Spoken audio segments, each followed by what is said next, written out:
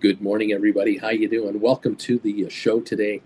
It's Stock Markets with Bruce. That's the name of this channel. They call me Uncle Bruce. Welcome all to the program. Great to have you with us this morning from wherever you are on the planet. Lots to watch and lots not to watch. It's been one of these very quiet mornings today with not a lot of fanfare. We were down a few points on the Dow and we were up a few points on the S&P. The NASDAQ is not even shifting a fifth of a percentage point. We're up 40 points now. Like, this is probably the highest level of the morning, but it's nothing to get excited about. What's happening with IBM? People want to know what's going on with GameStop today. What will GameStop do? The earnings come out after the bell tonight, so we'll find out how their quarter worked out. My poll question is out there for you to participate in. Do you think that that GameStop will surprise the market with a higher earnings report today after the close? Yes or no? 78% of you are saying, Uncle Bruce, I think that GameStop will surprise the market. I tend to agree because realistically, I mean, are there very many actual fans of GameStop out there? I don't think there are any fans of GameStop out there. There are two analysts that cover the stock. No one in Wall Street really covers the company. I'm kind of wondering if the $6.2 billion in cash and or Bitcoin that adds up to $6.2 billion. I just have a suspicion that the amount of money they're hauling in on interest right now and the changes they've made, the offloading of money-losing stores that they have gone through, which is accelerated in the last year by dumping, dumping Switzerland stores, Germany stores, France, Italy, now Canada. They are offloading all of their operations internationally. They are going strictly USA. And I really wonder, frankly, is GameStop actually, at the end of the day, really going to be GameStop at all by the end of this year? By the end of this year, will GameStop have sold off their U.S. stores and their warehouse and turned it all over to, say, a private equity fund? And will GameStop, the public company, be a public company with $7 billion or $8 billion in the bank? Is that what GameStop is going to become? Is that the big picture? Nobody knows. Who can say? Ryan Cohen keeps talking about, we're going to make it profitable, we're going to make the company lean and mean, and we're going to, great. Well, one way to make it lean and mean is get rid of all the stores, get rid of all the employees, and have an overhead of maybe $1 million a month. With $8 billion cash in the bank, hauling in $400 million in interest a year, $1 million a month in expenses. That's lean and mean and profitable. Now, what do you do with the dough? I don't know. Is that the future of GameStop? What would the stock be trading at? Think about that. If the company's sitting on $8 billion, there's $500 million out. I'll just use really rough numbers. The company has $16 a share cash in its bank account. Okay, let's say it did. And they're hauling in 5% interest, which is 80 cents a year on $16. They're making 80 cents a year in profit. What should it trade at? 20 times earnings is $16 a share. Okay, fair enough.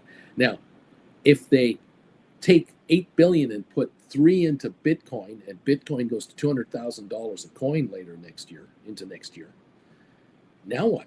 Is this company worth $50 a share? $80 a share? What's the upside of what people want to know? They go, hey, if Bitcoin is 110 now, 109, 110, 111, it's come all the way back to this. And Bitcoin can go to 125 to 150 this summer. And by Christmas time, Bitcoin can hit 150 to 175,000 a coin.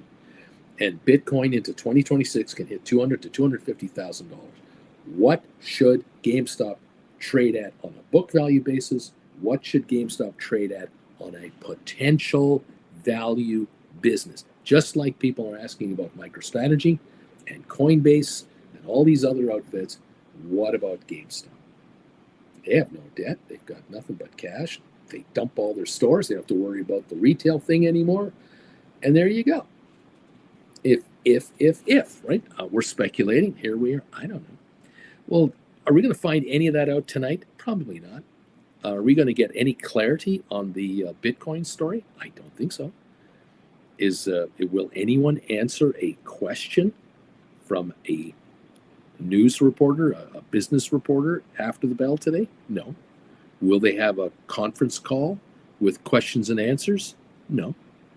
So how in the dark are we? Very much so. Isn't there an annual meeting coming up soon for GameStop? I think so. Thought so. We'll find out if there's anything in the notes. I don't know. We'll see what gives. I'm just a guy that actually likes the GameStop story. I've liked it since 2020, 2021. But I'm as clueless about what's going on as anyone else because they don't speak. This is so.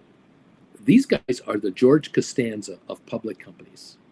I have to admit, they're like George Costanza. They do everything the opposite. They do everything the opposite.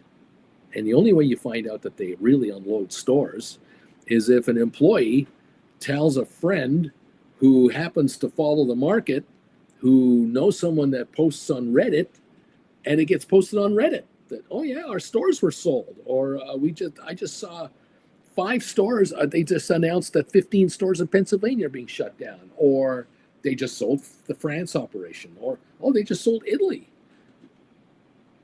I have nothing on this Canadian deal. The Canadian GameStop stores that were sold, which I believe included the warehouse in Mississauga, Ontario, which is a leased building. Don't worry about the value of that building.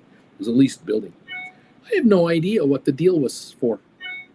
Nobody knows what the Canadian paid, if anything, for the stores. Did the Canadian operator literally just take over the leases and let GameStop off the hook?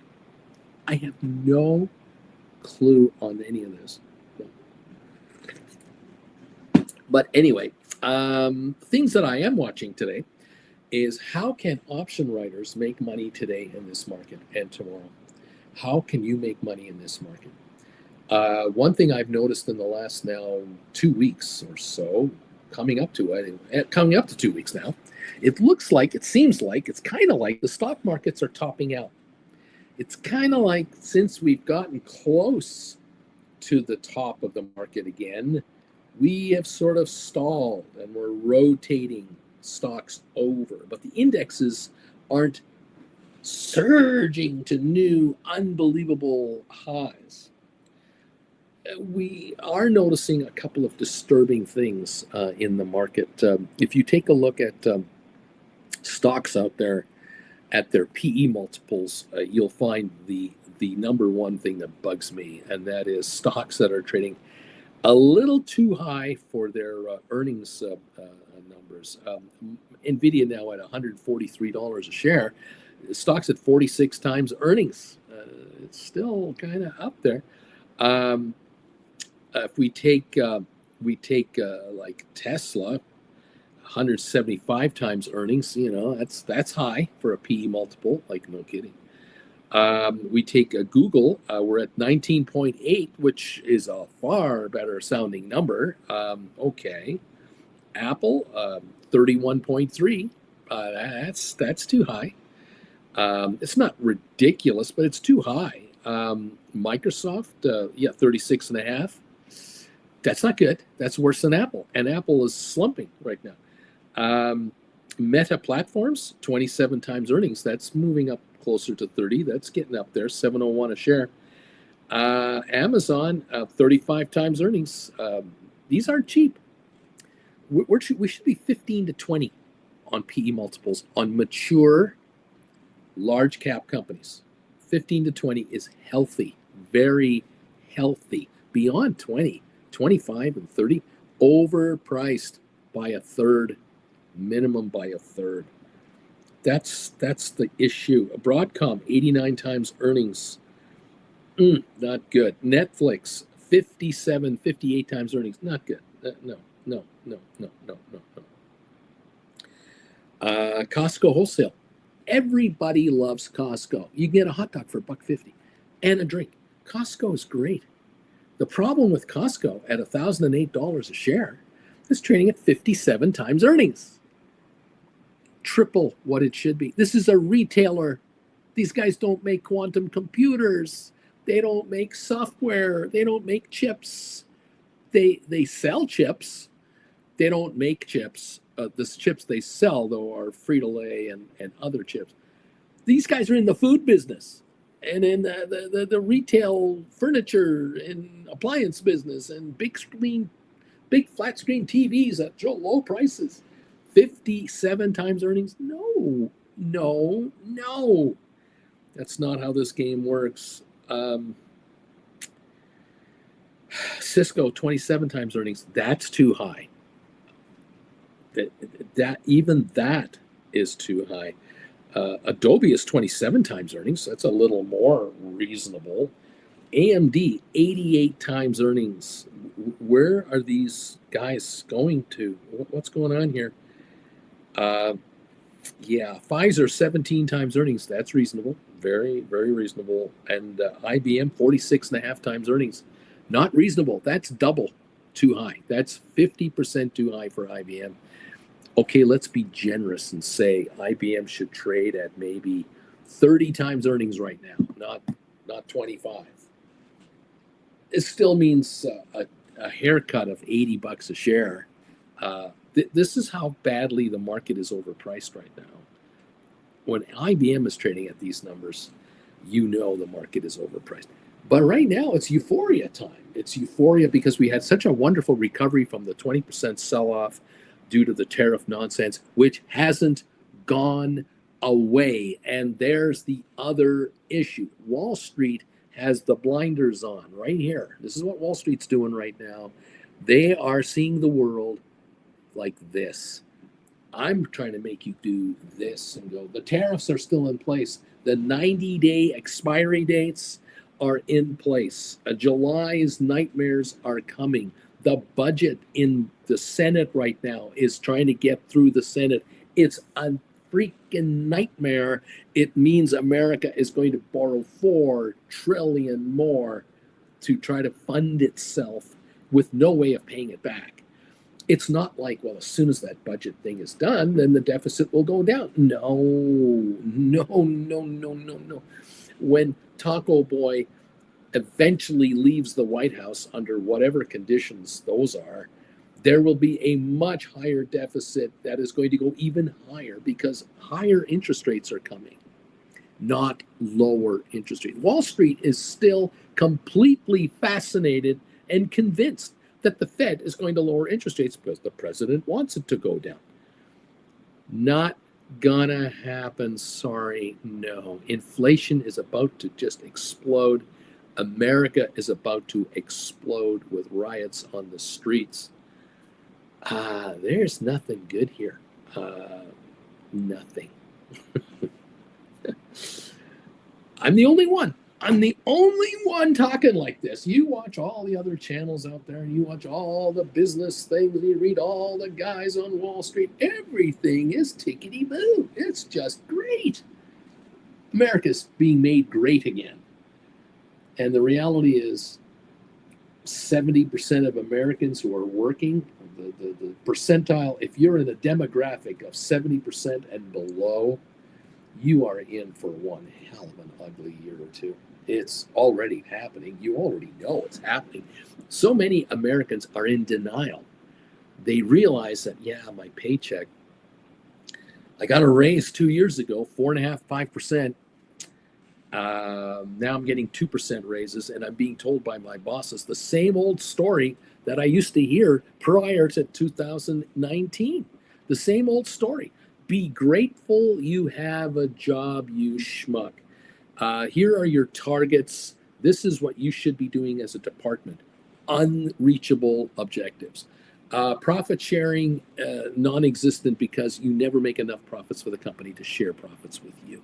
What you get in profits are a pittance compared to the top end guys, and you're doing the work. Layoffs everywhere happening right now. Slowdowns everywhere. Tariff uncertainty everywhere. No one is talking about it. I'm talking about it. Nobody else. I'm just kind of going, what's wrong with these guys? What's with these What's with these Wall Street guys? The Wall Street guys have got it made. They've got a friend in the White House. They've got friends in the administration, all Wall Street boys. You might notice that the top guys that run, you know, the old expression, the top men, you know, those top men, the top men that are running the administration right now are generally all Wall Street top-notch guys and or Fox News hacks. So, you know, they're all fanboys of Taco Boy, and they're not going to upset Taco Boy because they've got stock options under the table all over the place that are making them a killing. And I don't know if you heard this today. I'm not sure if you know this, but there was an article today talking about the insider trading that was going on, the number of stock buys and sells being done by elected officials in government. Did you see that? It's a record highs. It's at levels never seen before. The amount of wheeling and dealing, buying and selling, investing in stocks by Washington insiders, which is the Congress and senators of these are declared trades. Remember, Marjorie Greene takes 6 months to tell you what she did last week, last month. You don't know what Marjorie's doing. Everyone talks about Nancy Pelosi, but no one talks about the Republicans trading stock. After all, Republicans who trade stock are angels. They are heavenly people. Democrats are demagogues. Well, there you go. There's your thinking. In any event, the record number of stock trades being done by Washington is unbelievable. But again, if you don't pay attention to that, then you don't know, and you're not going to get that from Fox News. And if you only watch Fox News and listen to me on the side, there you go. You're getting the radical, me, and then you're getting the common sense people at Fox. There you go. By the way, I think you better pay pretty close attention to the Fox News personalities that are on the air right now, because starting about 6 months from now, you're going to begin to get the first turnover of cabinet people. You're going to start getting people drummed out of Washington who are completely incompetent, and the president's going to have to nominate new people to take over their jobs, and that is the crew at Fox. So if you watch Fox closely, you can now start predicting which of the personalities on Fox are going to be your next group of leaders for the cabinet in the United States, because after all, that's where government comes from now. Fox News. Unbelievable. I'm just on the outside in Canada looking in, wondering what the hell's going on over there. It's unbelievable. It is just incredible. I'm sure many Americans are asking the same thing. What the hell is happening? But certain sources that you go to for the information that what is happening, you're not getting the story about what's really going on. What is going on in Los Angeles is the kind of moves being made right now by Taco Boy to bring in the Marines and the National Guard. Not just the National Guard, but now the Marines are being brought in. Unprecedented. It's never really been done before. Certainly not in modern history. The last time a U.S. president ordered the National Guard into a state to calm things down was 1965, President Johnson. And why did he do that? Because there was a march from, Montgomery to Selma? A human rights march was going to be done with a whole bunch of people from a certain demographic of the United States, the African American community, plus a lot of supporters, students and activists. These folks needed protection. Who did they need protection from? George Wallace. Who was George Wallace, you ask? The governor of the great state of, I believe, Alabama, who was a segregationist. He ran for president. White was right. He didn't make it. He was not prepared to guarantee the safety of marchers in his own state, because the problem for the marchers wasn't actually the population of Alabama. It wasn't like the people of Alabama that were the real problem.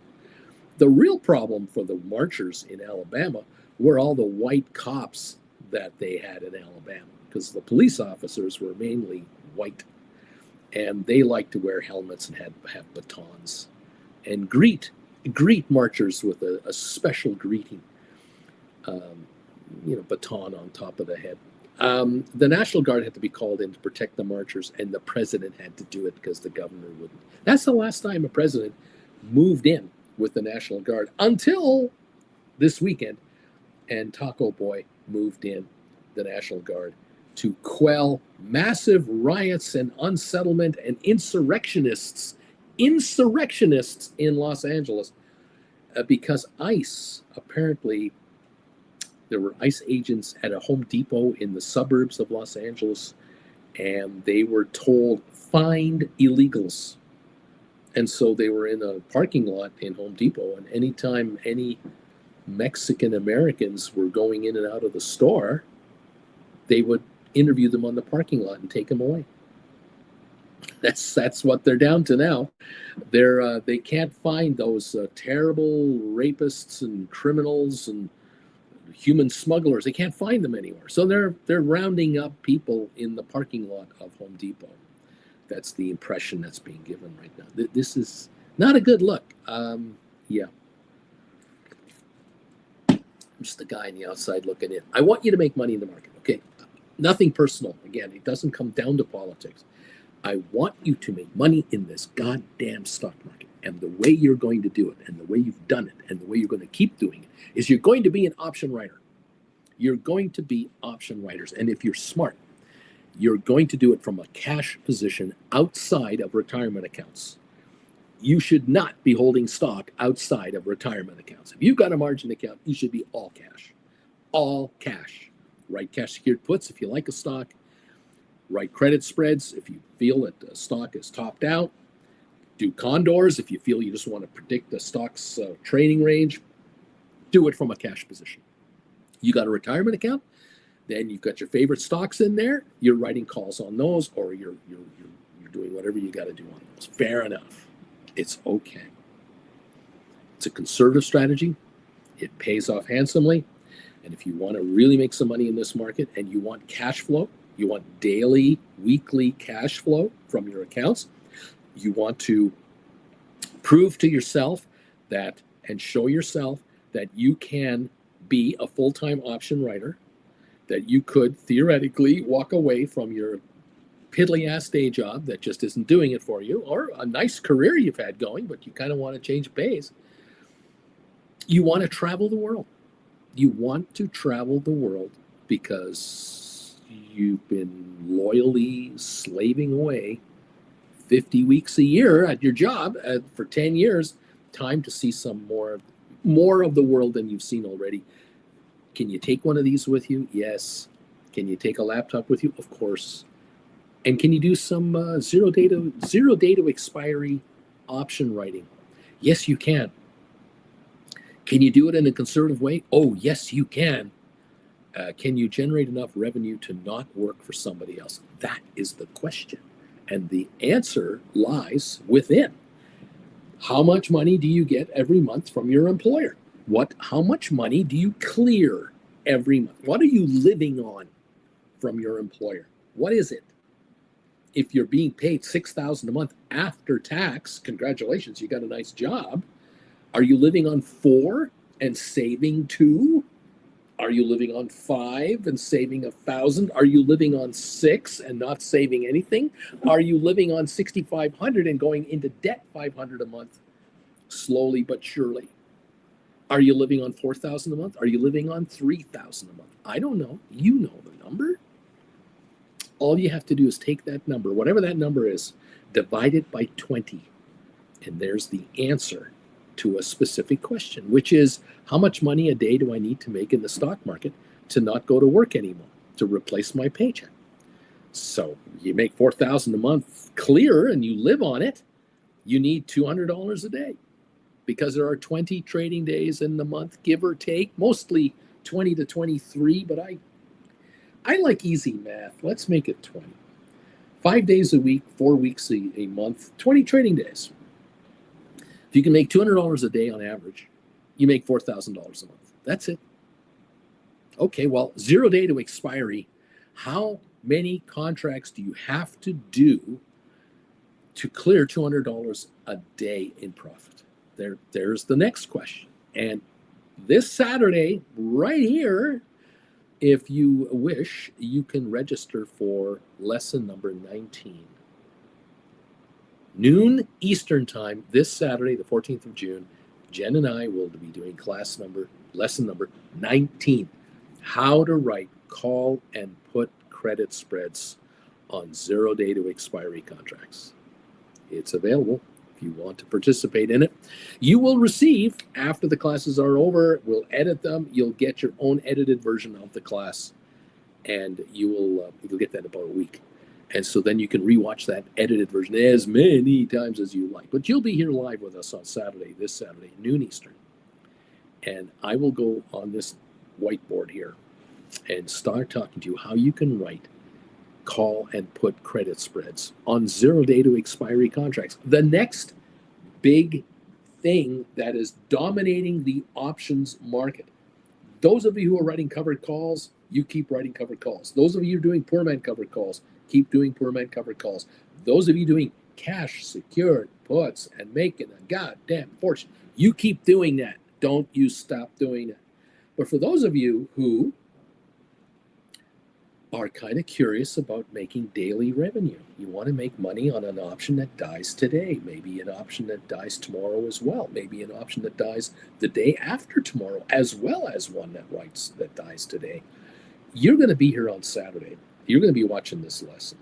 You're going to be very interested in figuring this out, because at the end of the day, I'm trying to help all of you find your answer to your investment needs, whether it's building your retirement accounts through option writing to a much faster level to retirement than you're getting now or have ever gotten from any of your annual statements.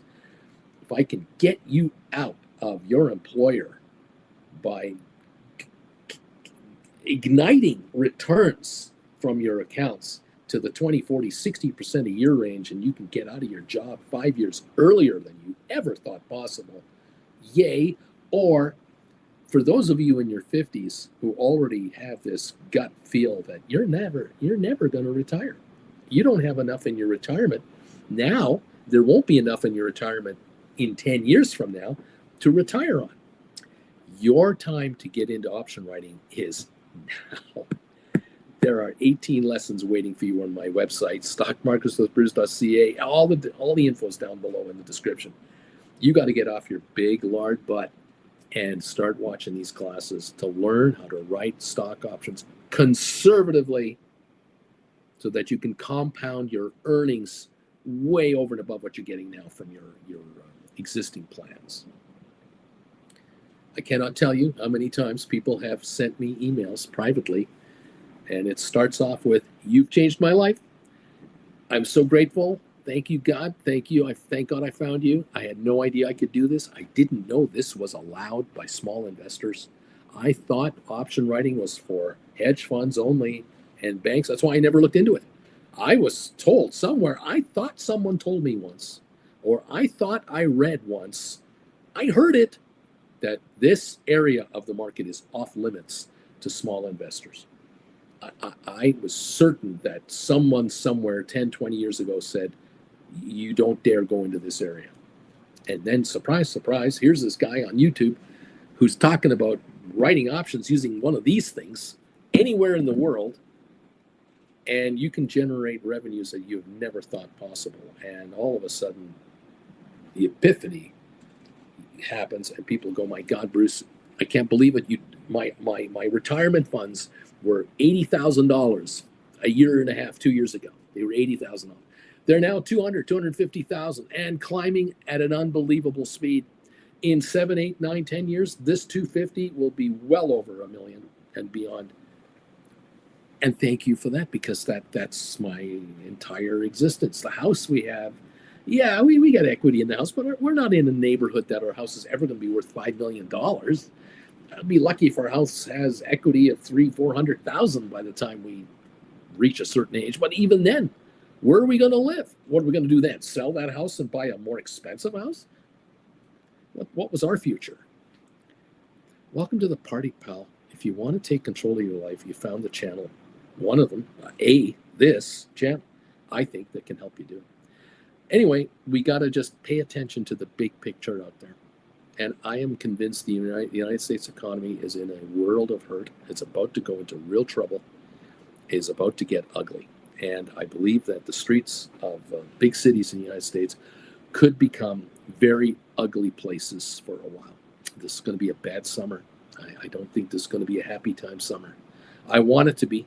I really do. But I'm not sure what's going on here. I am worried about Big Brother really stepping into the lives of Americans and those visiting the United States. It's really scary. And I hope for all of you that it's not, and it won't be. And for your children, it's safe and fine. It's okay. But I can't speak for all of it. I don't know. Option writers, look, the Dow's up 9 points. We're not going anywhere right now. We're near all-time highs. Like, we're close. We can see it from here. We see the highs. They're just over there. We're up 9 this morning. There's no way to get there. We're up 8 points on the S&P. We're up 30 on NASDAQ. The smart money knows in Wall Street, well, we're near the all-time highs. What we do now is we consolidate our positions. You know what that means? We flip stocks over. We go from one area to another area to another area, and we keep our clients engaged like we're doing something, but all we're doing is treading water. America, the brokerage community in the United States, the banking community, the big investment firms make most of their money holding your money. They charge you a fee to hold your money. And most financial asset managers, wealth management guys and girls, they get 2% of the value of your account, no matter what the value of your account is.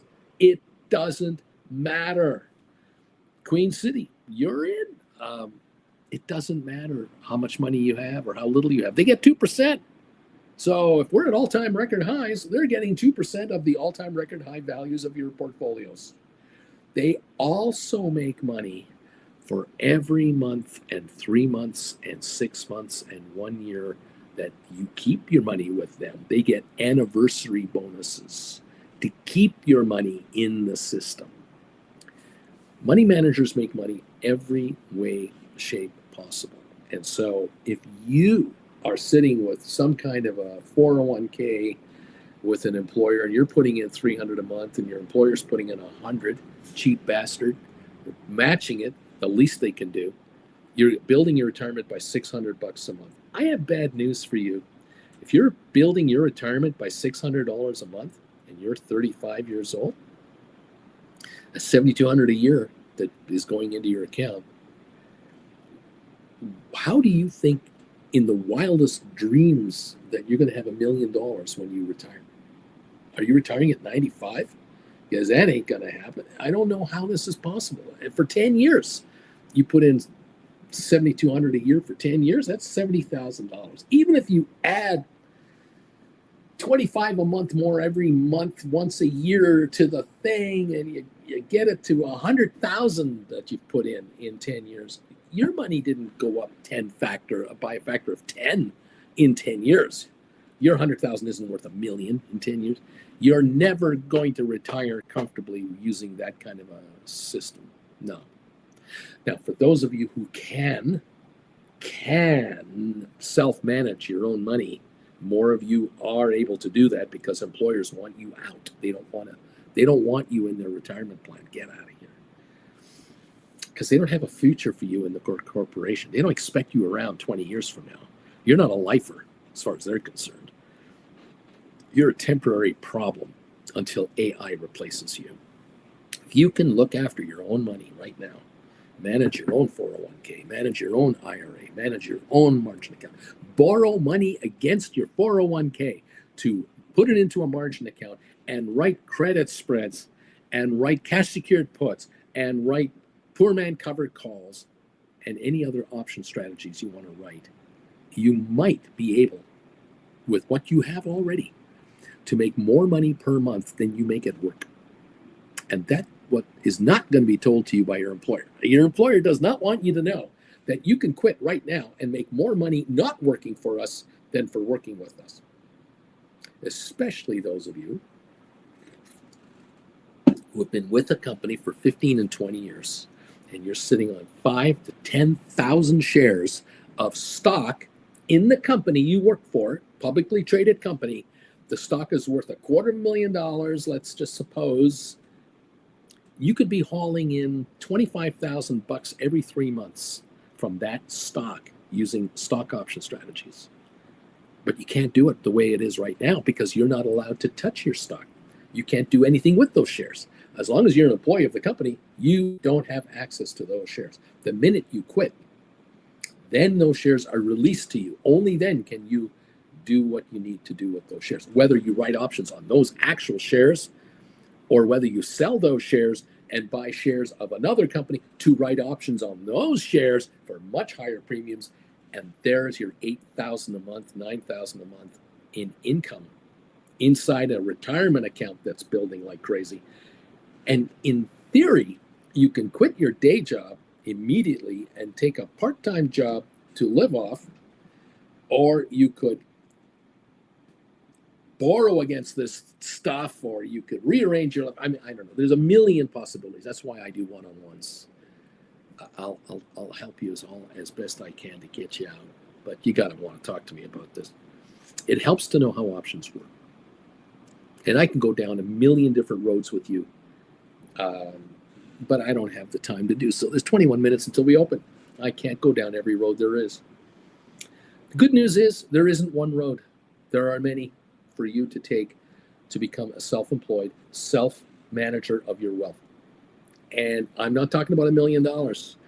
There are people who have quit their day jobs because they watch this channel. They're here. They have less than $50,000 to their names, and they have quit their day jobs using less than $50,000 of capital to do option writing strategies. That is a fact. Now, you might not be that kind of a person. You might not go, oh, no, I can't ever think about that. On the other hand, you might be someone who has, I got 20 grand. Can I get out? Can I get halfway out?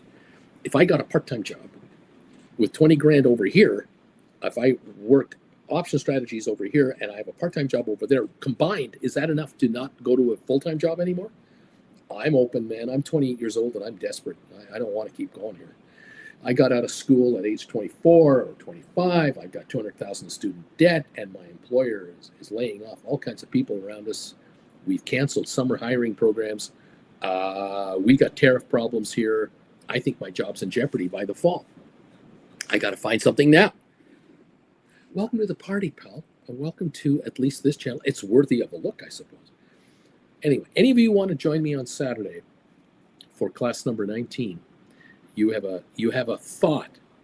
You have a serious thought that, Uncle Bruce, if you can show me a conservative way to write call and put credit spreads on 0-day to expiry contracts, or 2-day contracts, or 3-day contracts, or 4-day contracts, I am willing to listen. Then you know what to do. The registration information is down below in the description, and you can join us this Saturday. Space is limited. We're filling up. A number of the regulars have already jumped in here. All the names you see here going up and down every day. A whole bunch of these folks, they're here. They've already registered. They're coming in. There are people who are taking this class, lesson number 19, who really don't need to be here in a way, but they're here anyway because they know something from years of following this channel. Every time they take another one of the classes that I bring up, they learn something new that they thought they knew. Or they get reminded about something they knew before, but they've forgotten about, and here I am back in their face with the don't forget this. And they say to themselves, this is the cheapest $200 class I'll ever take. My God, Normally, I'd have to get on an airplane, fly to a specific city, go to a convention center, spend $1,000 to register as a delegate to be able to listen to these speakers. And there are 8 speakers, and I only want to listen to 1 or 2 of them. And it's going to run me $3,000 with hotels, meals, flights, cars, admission, blah, blah, blah. And I'm going to come home with a suitcase full of folders and got web things to look at. Where on Saturday, June 14th, I can be sitting in my underwear in my house watching this guy, and I can ask questions. Auntie Jen will moderate it. And for $200, I got it all. I'm trying to make it as easy as possible for you, but it's up to you. You want it? Great. If you don't want it, it's okay. Stay poor. It's all right. America loves poor people. They need slaves to be grunts, okay? The grunt market is in need of volunteers. Are you a grunt, or are you going to be an upper demographic American or Canadian or Brit or German or whatever you're from? You decide. It's not for me to decide. It's for you to decide. I kind of know the answer, what you should be doing, but I'm just a guy. Thank you so much. That's me. I'll be there Saturday. Okay, great. Thank you all who've been doing the registration. So my phone will do I get one of these at like 7 in the evening, and I'll go, oh, another one. Someone else just registered. You can register anytime you want, not when I just talk here. Just go down below and register in. Send me a private email. Let me know. I just sent you $200. This is the email address right here. I want you to send the link here to me Saturday morning, so I'm linked in. Okay? Will do. Thank you all for joining this party. 17 minutes until we open. I appreciate you all being here today. Thank you again for those of you who are just every day hitting the thumbs up button without me having to ask or beg or plead for it. Thank you so much. Eddie and Richard, Jeff, Stuart, the man, guys, thank you. Big E is here. Andrea, Free Range, AJ, Louis, Hector, Charlie, Mark, Corinne, thank you. All the regulars who are here. Thank you. Rocketeer's wondering what's going to happen. Charlie is wondering what's going to happen. We're all wondering what's going to happen. Weber's here. Pete is laughing. Pete's not a member. Come on, Pete. Michael, why aren't you a member? Come on, man. Let's go. The man's not a member, and yet they talk. James is here. Sharon is here. Hi, Sharon. Oh, you're always welcome here, Sharon. Juan, JV, Uncle Bruce, what do you think about cake stock? I've never mentioned it before, but it seems to be doing well. I have no idea what that is. There you go. Old Cheesecake Factory. I have nothing. I can't tell you a thing about it. I have no idea. Not a clue. I don't even know if there's an option market on this stuff. No idea. The man says, so basically all these companies have been trading way above earnings, meaning the market coming down and inevitable, and this nonsense of bad Trump tariffs, that's all nonsense. At the end of the day, when companies trade above their PE multiple averages, and I mean double or triple what they should be, a day of reckoning eventually happens. And it might be one individual stock here, one individual stock there, just underperforms for years. Years they underperform. This happened on so many occasions. Others, they just peter out. I remember at one time, Cisco Systems was the hottest stock in the market, the absolute NVIDIA of its time. Through the mid-90s and up until about 2000, when the dot-com bubble burst for most other companies, Cisco was a very solid up-and-comer, and the entire internet knew without Cisco, there'd be no internet. These guys are fantastic. But then the stock topped out. It eventually topped out, had a ridiculous PE multiple, and then it took a decade for the stock to do nothing and let its earnings slowly catch up to the price.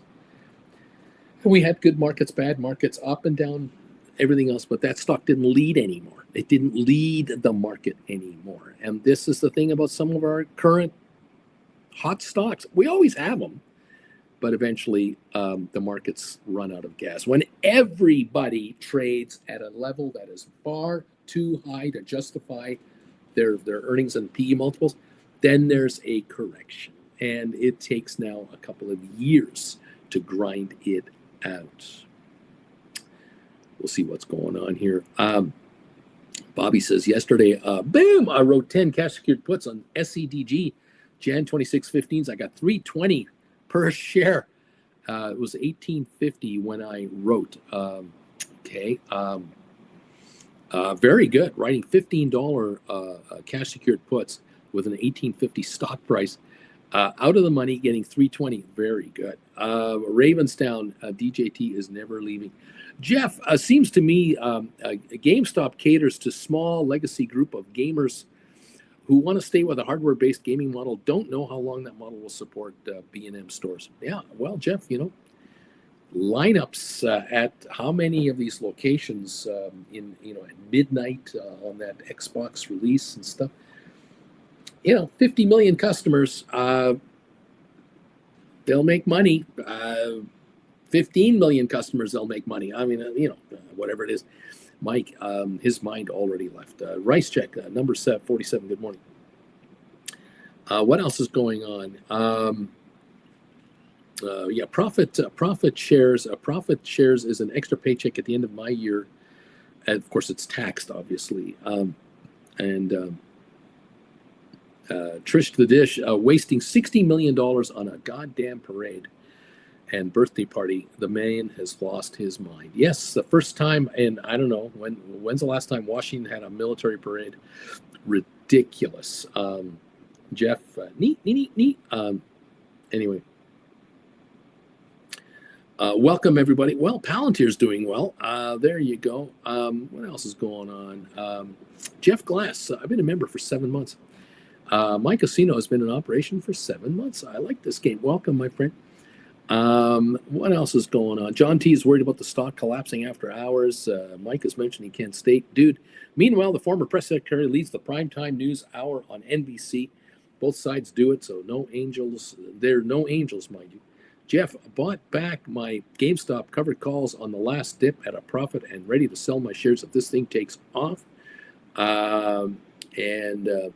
What else is going on here? People talking about what people should do and where they should go. And moving on, Gustav, a new member. Welcome to the program. Welcome to the family, Gustav. Thank you. Chillin' Uncle Bruce level. Thank you for joining us. We have 212 people answering the question of the day now. 77% think that GameStop will exceed expectations. That when they come up with their earnings tonight, it'll be better than the street expects. 23% don't think so. So interesting. 86 thumbs ups now have come in. I thank you for that. Let's go. My Bobby says my trading yesterday made my account gain $2,600? There's 13 days of a month in one day. There you go. That 26. That's $200 a day. In $200 a day for 13 days is $2,600. He did that in one day. Bobby, higher your capital, easier to achieve your goals. Yeah, no kidding. Hi, all from Gustav Graves. I think Gustav has returned to us. It's great to see you, Bobby. Congrats on those $2,600 things. Sup, Gus? Bobby saying welcome to the chat. Thank you. He says Depeche. Amazing work, Bobby. Good work. All number 58 says Larry Titus. W. Walters, I believe the National Guard was deployed during the Rodney King riots. Yes, but not by the President of the United States, by the governor of the state. The only time a president overrode a governor and brought in the National Guard. The last time, 1965, Lyndon Johnson. Yeah. All the other times the National Guard has been brought in, governors in the states called for the National Guard. Yep, it's amazing. It's absolutely amazing. Anyway, it's insanity. Let's see what else is going on. Let's see. See you Saturday, Depeche. Thank you, Jared. Good morning from a cloudy Cincinnati. Hello. Nico, Uncle Bruce got 1 foot out the door. Might need one-on-one soon. I'll let you know after the next class. Andre De La Torre, hello everybody. Cindy B, good morning all. Let's see. What else is going on here to do? Yeah, Starbucks used to be a hot stock. It's fallen off too, says dude. What time is the class going to be held? Noon Eastern time. 12 o'clock, noon Eastern time, Saturday. So that's 9 o'clock LA time. It's 5 o'clock London, 6 o'clock Germany, 7 o'clock Tel Aviv, whatever. ALA, good morning. I'm number 92 on the thumbs up meter. Right on. A dude says, I'll say cheesecake. The break room disappears almost as fast as donuts. I go to Dunkin' or Krispy Kreme instead. Those are publicly traded. There you go. Thank you for your comments. Look, welcome everybody. 8 minutes from now, we open for trading today. Thank you again for being members of this channel. Those of you subscribing to this channel, thank you. Appreciate you all so much. Very quiet opening here. We're up 17 on the Dow, about 9 on S&P in the pre-market, and we're up 35 on NASDAQ. There's nothing going on. Gold is up $5.90 an ounce. Crude oil up 25 cents a barrel. There are still analysts calling for higher crude prices. Not going to happen. Despite the backward-looking administration in Washington wanting to drill, baby, drill, and get rid of solar everything and get rid of windmills and bring back good old V8 powered sport cars.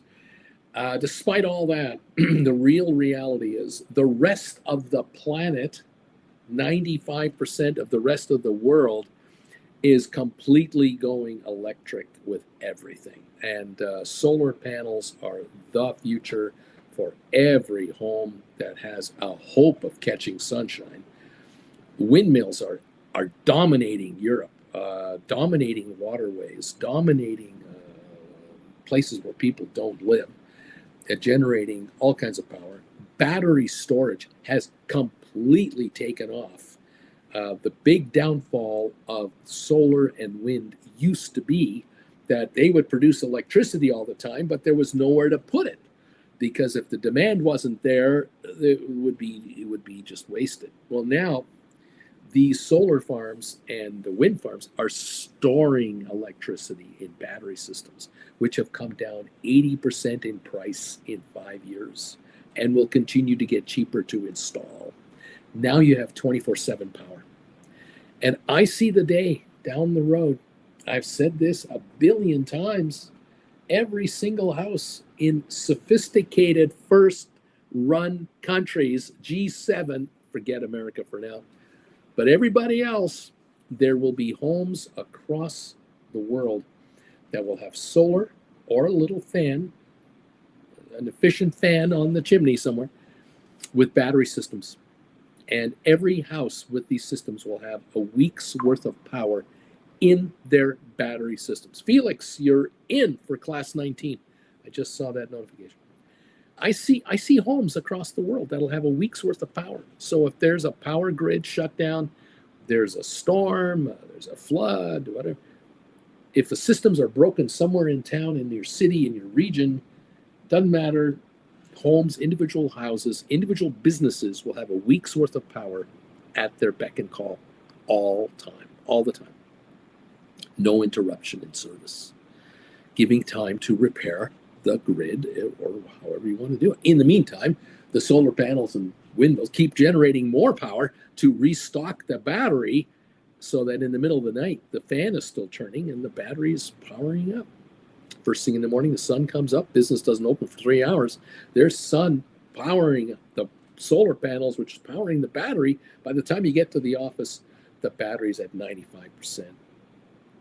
A week's worth of power, not a problem. That's where I see the future, but not the current administration. I remember arguments I was having or lively discussions with people 10 years ago about Tesla automobiles. They'll never work. It'll never fly. They'll never sell because the range anxiety. Where are you going to plug it in? If you're driving from here to here, what happens? Do you see Teslas every single day of your life littering highways and byways, running out of juice? Is this a national problem in America or Canada? I don't see abandoned Teslas anywhere. They're always plugged in. They're always charged up. Yeah. I've had no trouble with a Tesla for 4 winters in a row. Admittedly, I don't drive it very much, but even in California, where they're everywhere, I don't see abandoned Teslas anymore. I see abandoned cars and pickup trucks everywhere. I do see that, having to get them towed away or what have you. Yeah, I do see that, but I don't see that with Tesla. I'm just a guy. I'm just a guy in front of a computer. Uncle Bruce, did you get my email about the payment? Yes, I did. You're in to win, baby. You're in to win. Thanks, dude, for your input, says JV. Rock and roll, kids. 3 minutes to go. All of you who've done PayPal payments, I get alerts. And if you followed up with an email, I get alerts. If you haven't followed up with an email, I try to find your email address through the PayPal connection that you've sent me dough on. And hopefully that'll be good enough. But I beg you to send me a private email to brucefrommert@hotmail.com. Just telling me, hey, I sent you a payment. This is my email address. I want you to send me the link here. Because once the video is done, once we've done the class and it's been edited, I need to send the final version of the class to your email address so that I complete the deal. The $200 deal gets you your finished class. Anyone who's watching me here who wants to watch lesson 19, it'll be on the website about a week later, and then you can pick it up anytime you want. And it's the same price as if you're watching live. There's no difference. So if you want to pre-order class 19, lesson 19, but not attend it, you can always do that, of course. You just send your 200 in, and you will get an edited version of this lesson once it's done. But this is up to you. If you can join us for an hour or two or stick around for the entire recording, fantastic. Okay, thank you all so very much. We open in 2 minutes. 2 minutes from now, we start trading for the day. Let's take a look at a last little peek at the market. I think we're up 23 on GameStop so far this morning. Let's refresh this whole thing and see where we are at right here, right now. I got Rocket Lab. We're down 13 cents. I've got SoFi up a nickel here at 14.15. 20-cent gain on GameStop at 30.54. The triple Qs are up 42 cents at 531.12. We've got 23andMe sitting at 588 on the over-the-counter market, I believe. MicroStrategy up 93 cents to 393.05. Spire back to 12.32 now, up 88 yesterday. ATIP last I saw was 93 cents. Smart Rent 90 to 91 cents last I saw. Apple down 80 cents this morning. Tesla is up 6.40. Microsoft is down $1.50. We've got Alphabet, that's Google, up 9 cents. Amazon down 41. Nvidia is up a penny. Meta up 6.75. Supermicro up 7. ASTS up 34 cents. AI up a penny. Palantir down $1. Unity no change. Goldman down 2 cents. We're talking quiet. Cisco down is up 3. Spiders are up 54. Netflix up $5. Pfizer up a penny. Arc Innovations up 37. IBM $1.80 higher at 273. This is backed off from the 275 pre-market high, and it's now backing off here. 273.88, only up 188. Uber up 117. HPQ no changes. Home Depot up 6 cents. Vanik up 127. Adobe up 34, and Enphase up 154. Very, very quiet market coming into the opening. Larry has done what Larry does so well. He's hit the opening bells, and we're up and we're trading. And I thank you all for coming through here. Thank you. ALA is hitting the knee emojis. Mandu, I am number 100 on your thumbs up meter. Now we're going for 200. Thank you very much, my friend. Appreciate it very, very much, all of you. Thank you for the thumbs ups. Thank you for the knee emojis, and thank you for the commentary. Thank you for being members. And congratulations, option writers. You guys are making money. No one else is making money. I mean, yeah, I guess there are some people day trading here and there, but I don't know. Are you finding that when you write options, you know, you're doing this now 6 months, a year, you've been here a while. Do you know anyone else personally that makes more money than you do in the market on a what's the word I'm looking for? On a proportional basis? If you have 50 grand and you know someone that has 500,000, do they make 10 times as much as you do? Or do you make more than they do on a percentage basis? I don't know. Do you have relatives, friends, coworkers? Do you have anyone you know that has about as much money in the market as you have or had, and you're leaving them behind? If you notice that option writers tend to make money all the time. I love it. Splair, let's rock, Charlie. Neat. Richard, I just sold a $29 cash secured put on Rocket Lab that expires Friday. I got $1.06 for it. Let's see what happens. Well, the stock is $29.60. This is an out of the money cash secured put.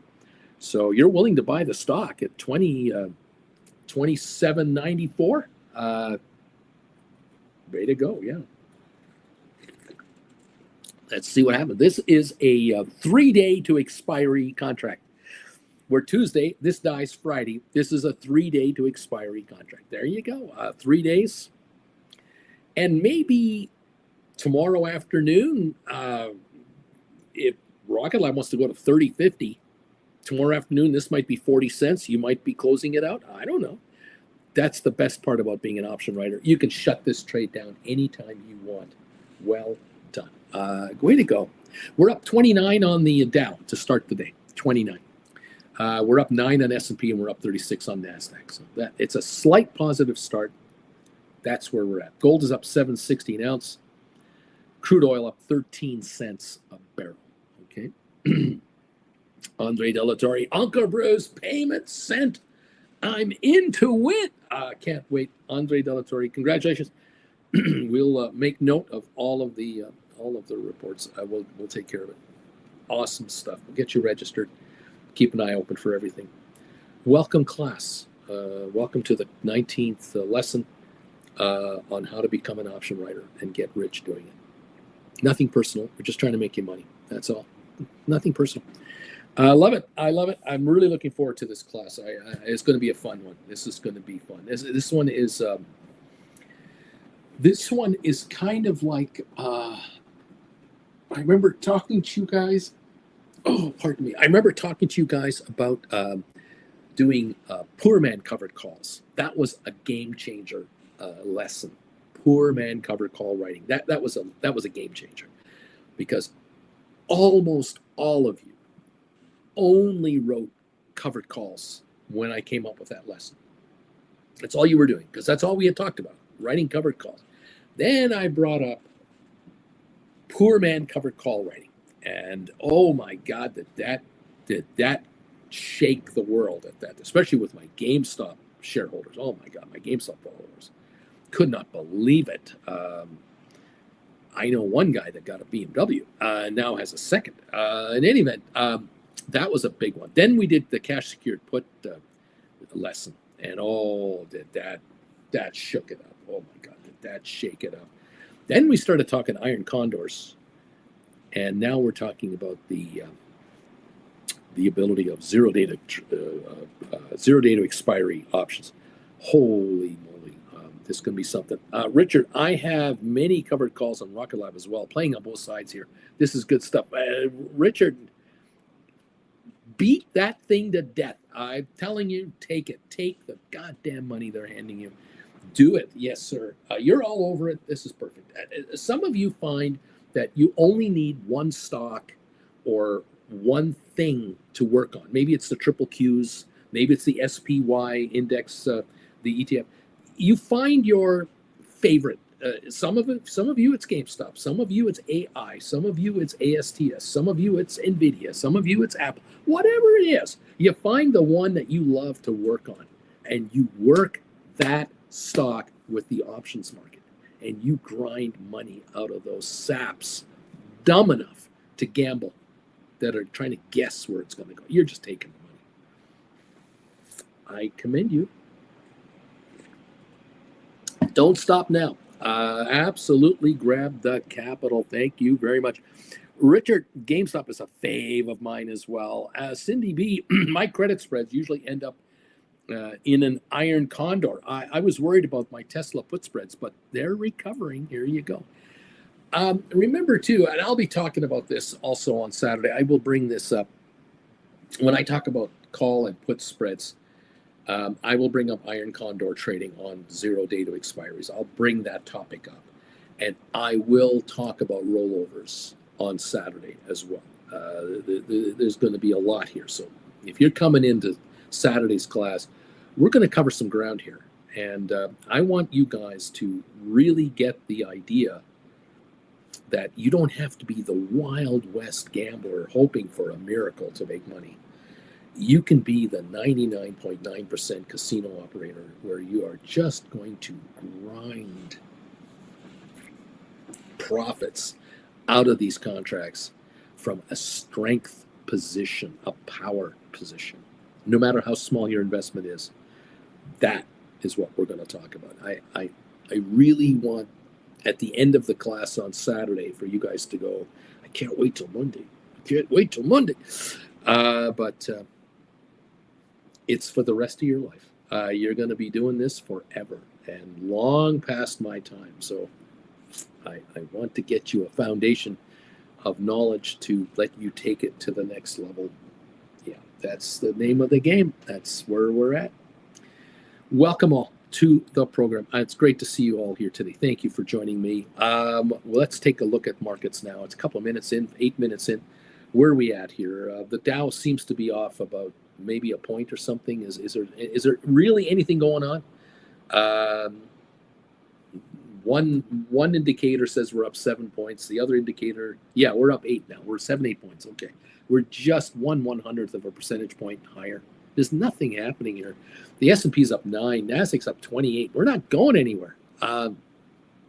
Headline: tech stocks are making a comeback, but it doesn't look sustainable. Here's how to play the sector. There's an article there. I think we're consolidating these markets where we are right now. We have sort of topped out, and we don't seem to be able to go any higher, but we don't have an excuse to sell yet. But I think there's one about to hit at any time because I don't have an optimistic view of incredible upside of this market with the PE multiples we've got now. No way. Mandu, neat. Thank you, Mandu. We'll see how this plays. Yeah, I don't see things going very well. We're up 106 on the Qs, 106, which is what is that, a percentage-wise, a quarter of a percentage point. The Nasdaq is up a quarter of a percentage point. That's it. That's what we got. SoFi is up 11, 14.21. GameStop is down 9 at 30.24. GameStop was as low as 30.10, as high as 30.60. We're now at 30.24 on 600,000. I don't expect much until after the bell. There'll be speculation, though, coming into the last hour or two. Yeah, sure. We've been around the block a few times. We know. Richard Carlin just sold a $28 put on Rocket Lab for Friday, 69 cents for a 28. Another out of the dollar contract. JV, IBM just taking off again. Let's wait for the market to settle.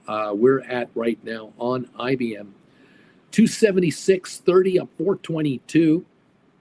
And volume, I'm not sure what the volume is really showing. Hang on. There we are, 275.98, 276.30, 472,000 shares.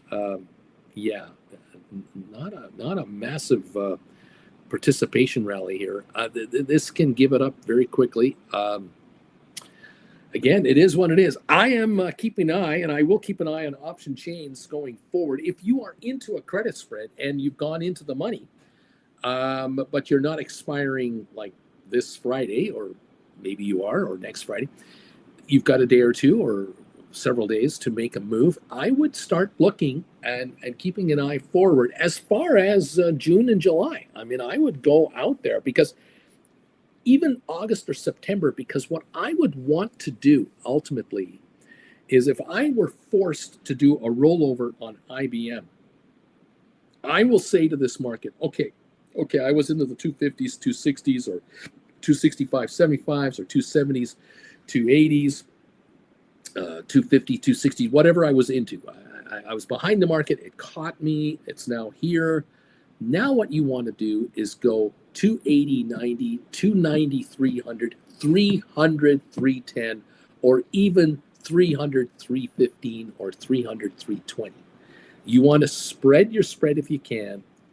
bring a larger credit in, or at least equal to the credit you need to close out the existing position, and you're willing to go 3 months forward.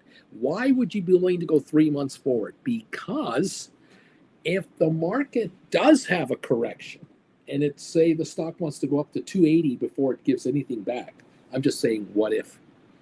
If you're at a 300, 315 or 300, 320 spread, and the market gets to 280, 281, and then it starts to falter back to 265, which is still a good run on the stock. 265, still great.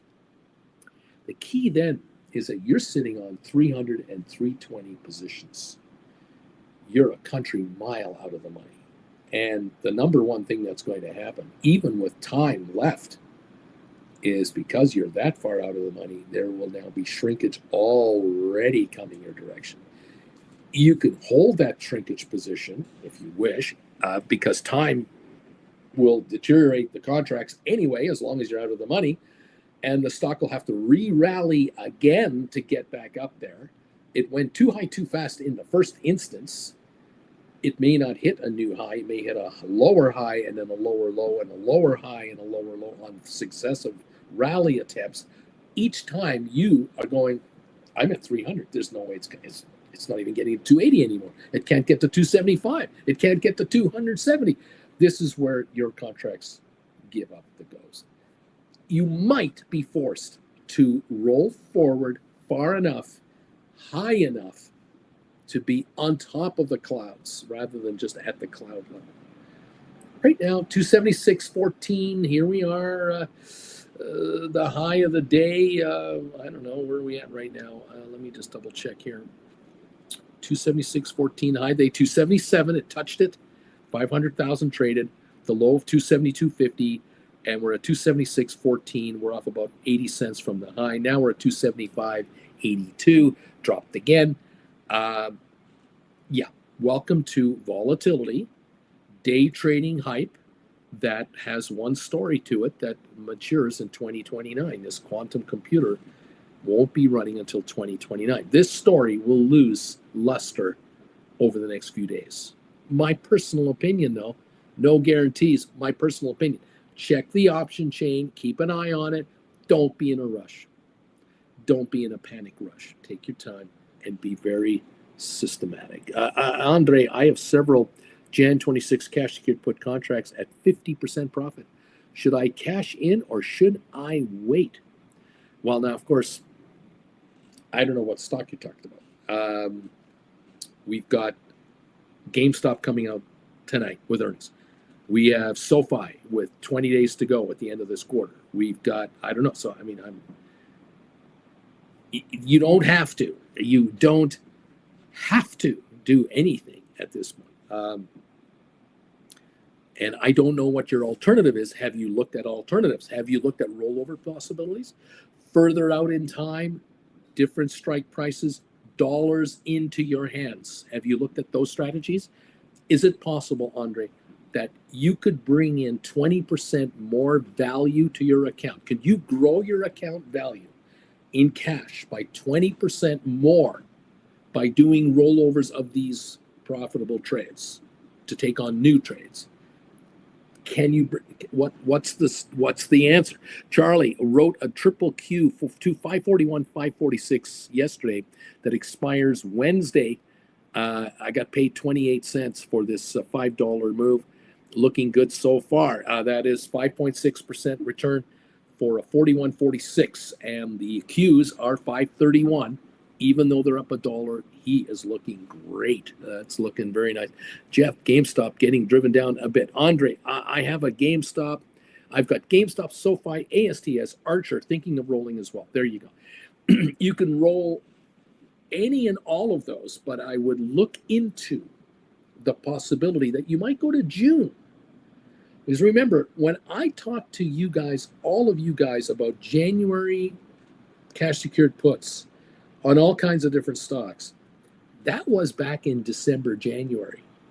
So that the Januaries I was talking to you about were a year away. Now we're in June. So if I'm talking to you about June expiry cash secured puts, That's a year away.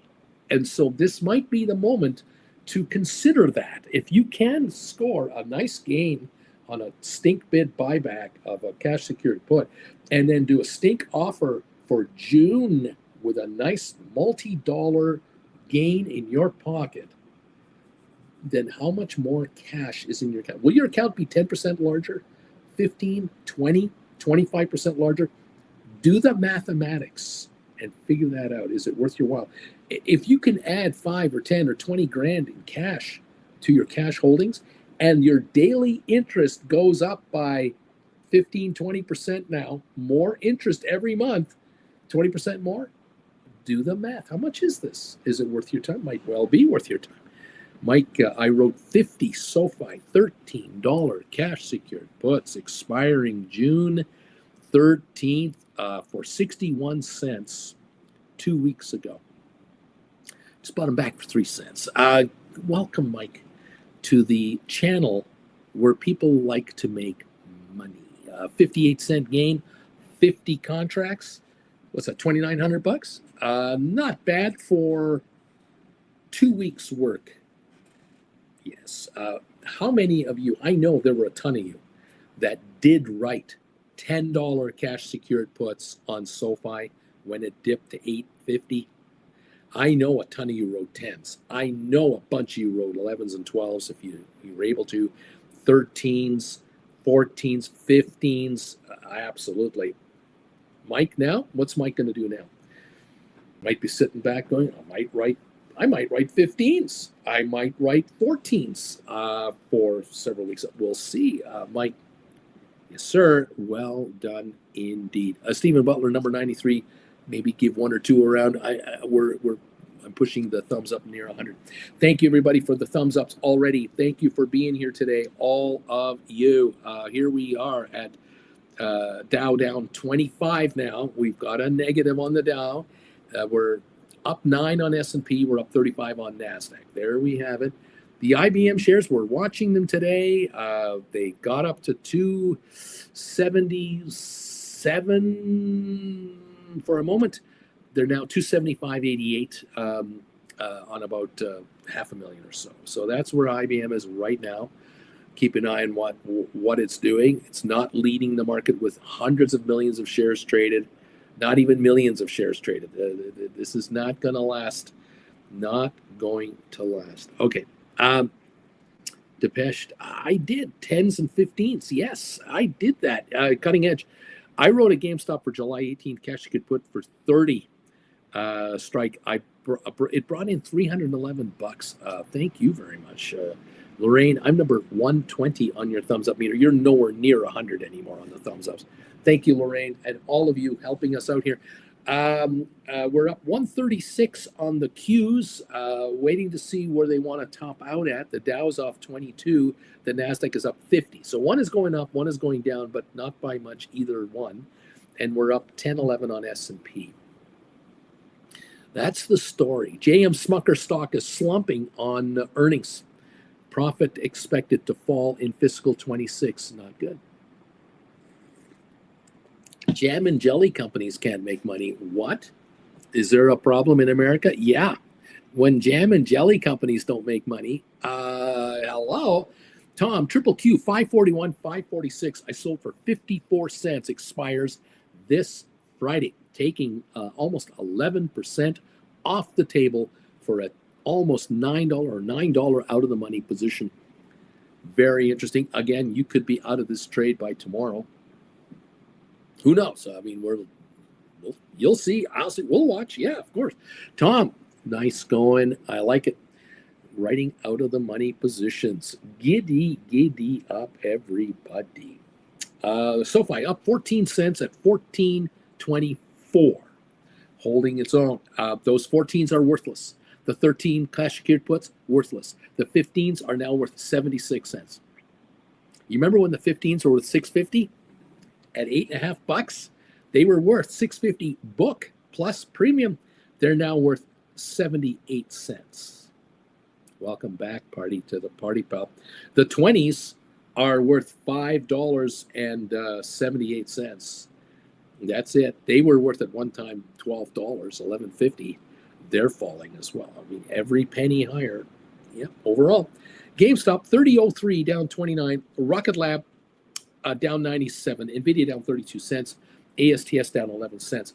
HIMS is 57.43 up 54 cents. MicroStrategy down 145. AI up 8. Supermicro down 28. Tesla's up 3.95. Palantir up $1. Google up 2.70. Apple up 1.19. Microsoft 3.50 on the downside. Meta up $5.50. Amazon up 3 cents. Netflix down $6.30. Uber up 70. Adobe up 34. AMD up 81. Unity down 35. Enphase up 98 cents. IBM 275.42. Up 340 at the moment after hitting 277 for a moment this morning. Let's see. Let's go.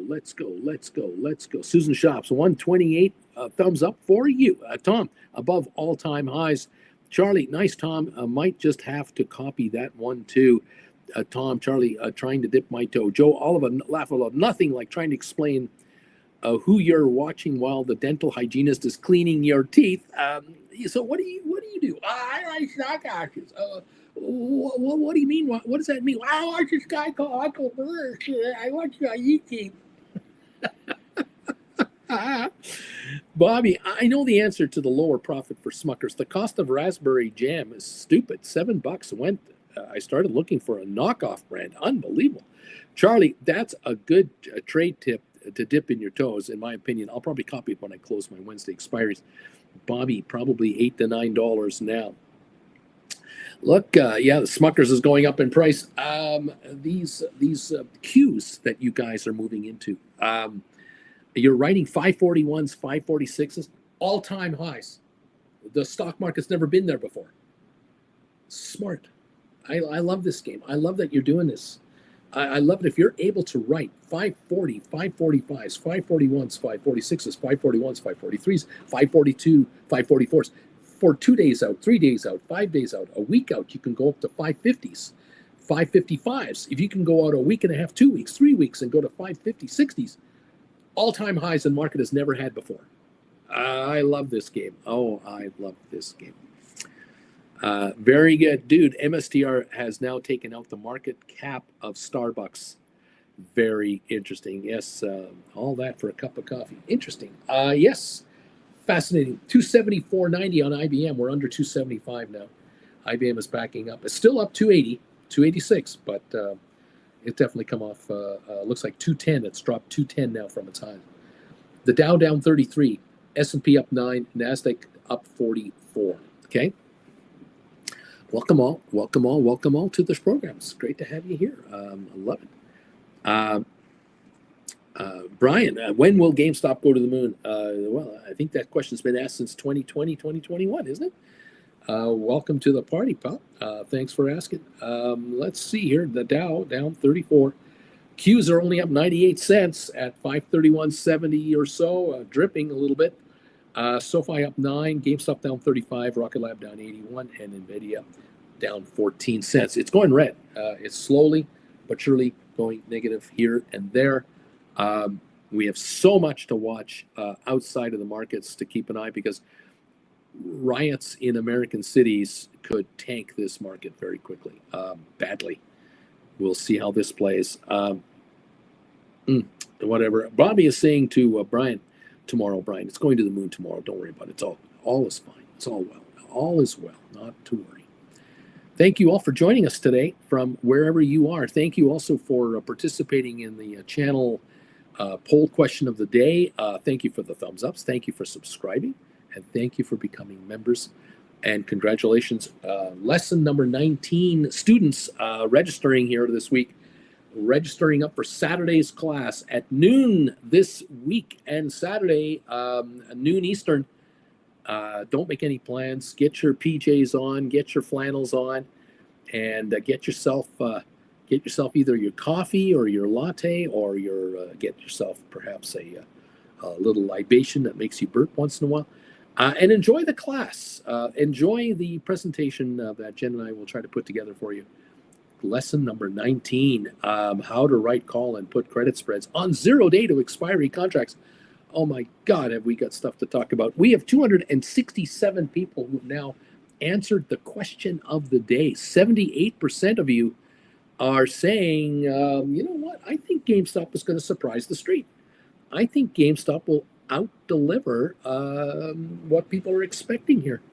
And, well, that could be good for the shares, don't we think? We're up to 132 thumbs ups now. Thank you for that. They keep trickling in. We're trying to get to 200 every day. We got to 185 yesterday, so we got close. Maybe today we'll make it. We have 248 fabulous people watching right now. I appreciate those of you who are here. I wonder, out of the 248 of you, how many of you are option writers? How many of you have never written an option and are brand new to this channel and trying to figure out what the hell we're talking about? I'll never know that number. I'll never know how many of you are brand new and how many of you are diehards, but welcome all of you to the program that have found a way here. You found me. I don't know how, but you found me. I love that you're here, and I hope you're going to learn to become an option writer, because there be money in them there hills, I think. Yes, Bagel Babe is saying it could only be a bagel and a Diet Coke for me, Uncle B, but that's good enough. ALA, Gorilla Time, Rocket, everything's great. Crazy 49er, I'm more of an option roller than an option writer. Yes, once you become a writer, you got to become a full-time roller of options anyway, because you never stop writing. And you just keep on writing and writing and writing, and you keep taking this money, and you keep asking yourself, when are these people going to stop giving me this money? Why do they keep giving me this money? I can't believe how they lose all the time. I win all the time, and they just keep giving me more money. I really find this a weird concept in the markets, because I'm used to losing money in the stock market. I'm usually the one that puts more money into my account to try to gamble on another hot stock, and I lose. Why is it that when I join this channel and I learn how to write stock options, I keep figuring out ways to make more money all the time? What is this? I'm not used to this. This is the opposite of what I do. This channel is like a George Costanza channel. It does the opposite of what everyone else does. Welcome to the party, pal. We're here to make money. Let's get you richer, kids. I love it. Look at those GameStop premiums for this Friday. Neat, neat, neat, neat, neat, neat, neat, neat, neat. Oh, yes, indeed. Giddy up, kids. I want you kids to be richer. 13-cent gain on SoFi, 30-cent loss on GameStop so far this morning. Richard, I've been writing since 2021. I'm never leaving. I'm never leaving. There you go, everybody. Thank you. Thanks for hanging around and tolerating me.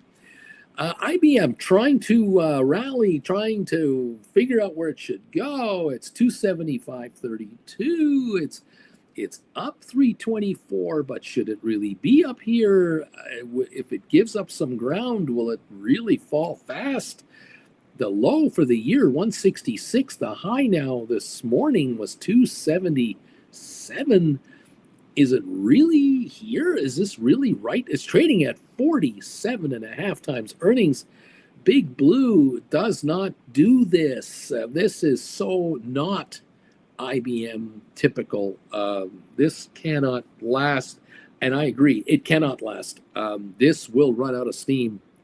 And when it does, it will be ugly. The first $15 a share loss will be sudden and will be relentlessly bad. Then it drops 10 more, and now we're back to 250 a share.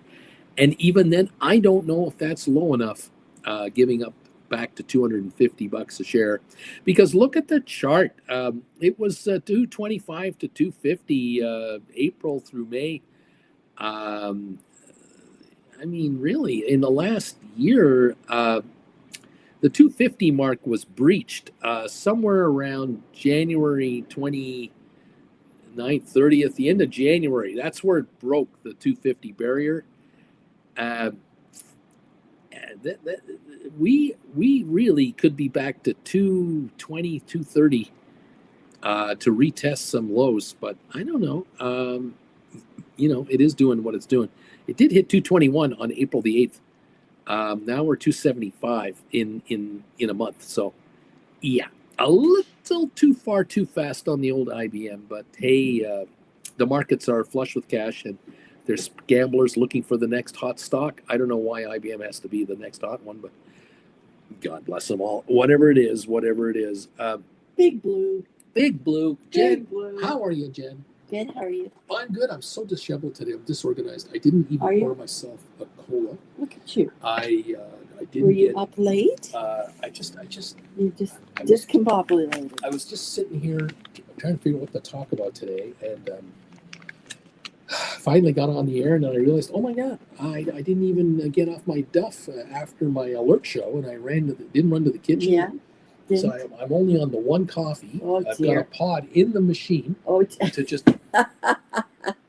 So I'm caffeine low. I have no cola, and I'm hungry. Should I open this bottle of water and just splash Throw with it at it? me. Oh my God. But we are getting people registering today for the class. I think we got like 2 or 3 more today. Excellent. Well, people figure out what they're doing on the weekend, stuff like that there. People are figuring that out. Jen has not cut off the Did class. the blue clip do something bad? It died. Those are so cheap. Said something bad. They are so cheap. Oh, maybe you're just a little too rough with them. Yeah, I did this. I squeezed it, snapped. See? Okay. It be what it be, and that's what it be. Anywho. Anyhow, so do you want that second coffee? Or do you just want cola now? I think cola will be the add-on. Okay, and the Tuesday special? And my Tuesday ham, egg, and cheese. Tuesday special. Some dip and ketchup. Okay. Will be the bagel of the day. Oh, that'd be great. And what can I say? Okay. Giddy up. Okay, we'll get you going. Thank you, Auntie Jen, so much. Welcome everyone to the program. Hey kids, we got 230 people watching here right now. Welcome all to the show. The Dow is down 19 or 20 or something like that, 17. S&P's up 10, Nasdaq's up 48. We're going nowhere.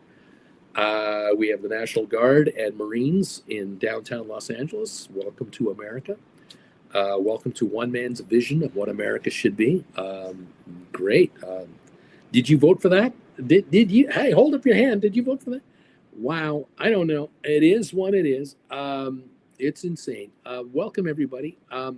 Look, Zed Estate, I just sold one GameStop contract with a $35 strike for July the 18th expiry for $2. I got $200 to play for. That pays for my course right there. I just wrote one contract, a $35 strike out of the money for July, and that paid for my lesson for Saturday. Congratulations, Zed Estate. It's so easy for you guys to take these lessons. The gamblers give you the money to do it, and you'll be doing this forever. After this expires in July, Zed will write another one for September. He'll bring in another $300 odd. If he's doing this 6 times a year, he's bringing in $1,800 a year on one call on GameStop.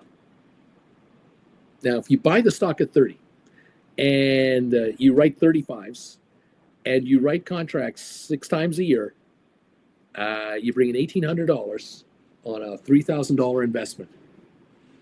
Do the math. That is 60% return in cash from 100 shares, one contract at a time. 1,800 for the year. That's 9 lessons that I have. You only have to buy them one time, and you can rewatch them as often as you like. You're going to do this for the rest of your life. Stock doesn't have to do anything for you to make money. Nothing. How much easier do you want this to be? I don't know how much. I don't know what else to tell you, Bobby. I was going to wait until tomorrow to trade GameStop. Unfortunately, a short of 500% makes it too rich for me to play again. Bobby, a $30 cash secured put requires $15,000 to write a single cash secured put. No, to do one cash secured put on the $30 stock, 100 shares, 500 shares requires $15,000 or marginability. Yes, that's true. Jay Gill, good morning, Auntie Jen. Mike, no, Bobby, just $3,000. See, Mandu, good morning, Auntie Jen. Mike, 5 would be 15,000. That's correct. Depeche, good morning, Jen. Walter Young, good morning, Auntie Jen. AJ, it's true. This class has essentially cost me nothing because gamblers paid for it. That's true. I have a suspicion that many of you who took class number 1 and class number 2 way back, or in the last 3 months, 5 months ago, you joined me and you took class 1, class 2. After you took the second class and you had put 400 on the counter, you started bringing in option money because you started writing options on stock you're sitting on. And I am pretty damn sure every single one of you brought in more than $400 on the first option write you ever did. And that afforded you to buy lessons 3, 4, 5, and you continue to write and you continue to write. Yes, I'm pretty sure that very few viewers of this channel, I don't know if there are any, who have not recovered all of their classroom money, lesson money from option writing. I don't think there's a single person who hasn't done it. That would be a shocker to me. So there you go. Yeah,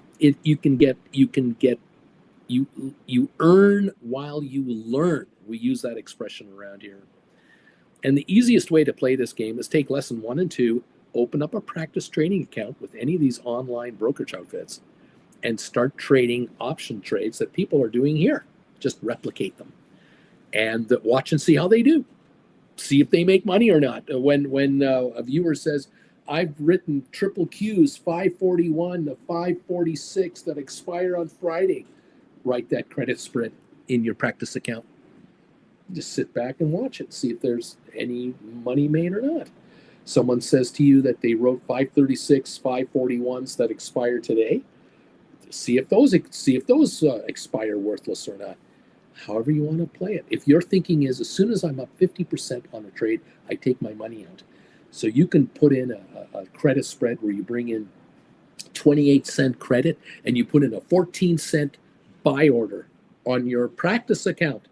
The moment those contracts trade down to that level, you're taken out. You've just made 50% in your paper money account, risk-free, to see for yourself whether this worked. If you did that with 10 spreads, you just made $140 on 10 spreads at 14 cents. If you let them expire worthless, you made $280 on your 10 spreads. A lesson is $200. Yes, you'll be doing this for the rest of your life. Giddy up, everybody. Bobby, margin power requires 15 grand instead of 3 grand. Crazy 49er. My first option was a GameStop $280 covered call. I cleared 2,300 on that thing.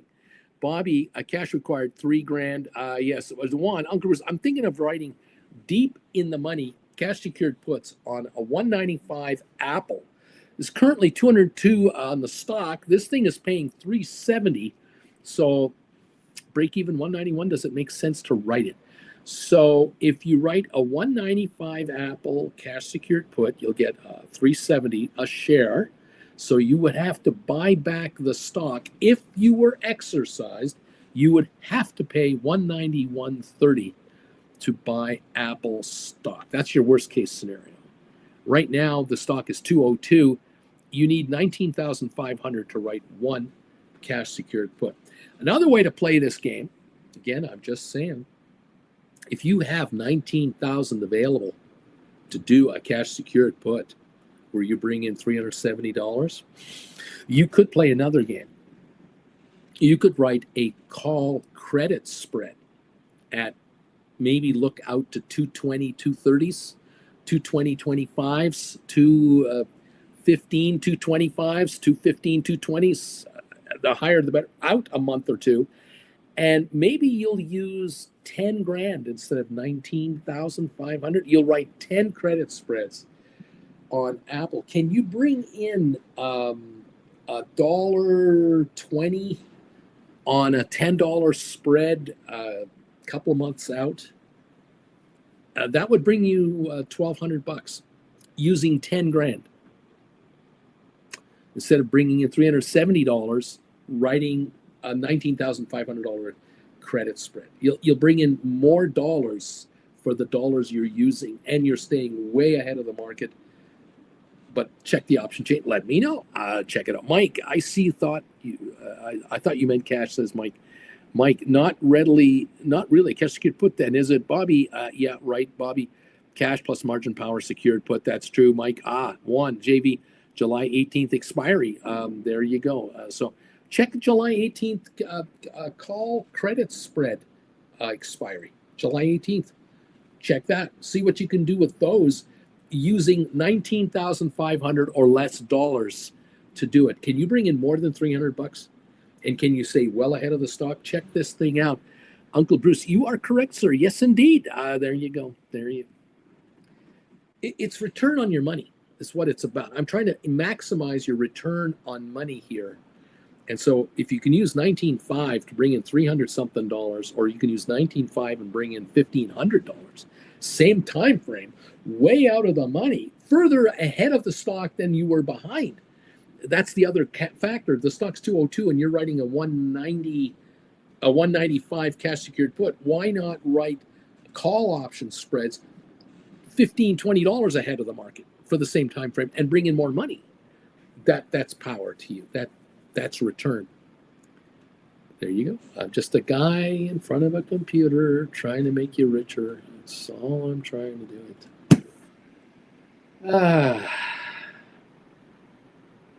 Anybody having a good time yet?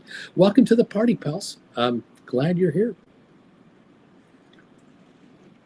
Hope you're going to have a wonderful day today. Hope everyone gets really rich today, tomorrow. Hope GameStop does really well tonight. Wouldn't that be fantastic? That'd be great. Thank you again for subscribing to this channel. If you're finding this at all useful, thank you for subscribing to this channel, becoming members, because you're keeping me on the air. I thank you very much. We do have now, for the poll question of the day, 285 responders. We have 231 people watching. We've had 285 people answer the question. 77% of you are saying, you know, Bruce, you are right. It's possible that GameStop might exceed their expectation figures. This could be really good. A lot of you are feeling positive about GameStop's potential profit results. We have 139 thumbs ups, by the way. We're pushing 140 around. So thank you for the thumbs up. If you're watching and you're one of 235 people watching and you haven't hit the thumbs up button, do me a favor. Please get off your big, fat, beautiful lard ass and hit the thumbs up button. I'm begging you, please help us out. I might get a couple more members joining the channel because of this. This keeps me on the air. I would appreciate it. Thank you all. I'm just trying to help you make money. Just a guy out here in the boonies, you know, lonely, homeless. I'm not homeless, but, you know. 274.73 on IBM. 274. Just under 275 again. 271 gain at the moment. We'll see how that plays out. Thank you, Jeff. I think July 18 is the day that Taco Boy postponed the EU 50% tariff to, if that means anything. Splair, you guys have a relaxed day out there. Thank you, Splair. You have a good one yourself, buddy. Tom, GameStop quarter one is usually their worst. I think it's going to be great. Cost cutting and pre-orders for that Nintendo thing, and all the interest they're making on the cash they're sitting on. Bobby, I'm having a good day, Uncle Bruce. SCDG is now over $20. Rock and roll, Bobby. Bobby getting richer. Bobby getting closer to quitting his day job. Every week, Bobby gets a little closer to being able to get ready to quit his day job. I think what I need to do is I need to organize a meet and greet in Calgary.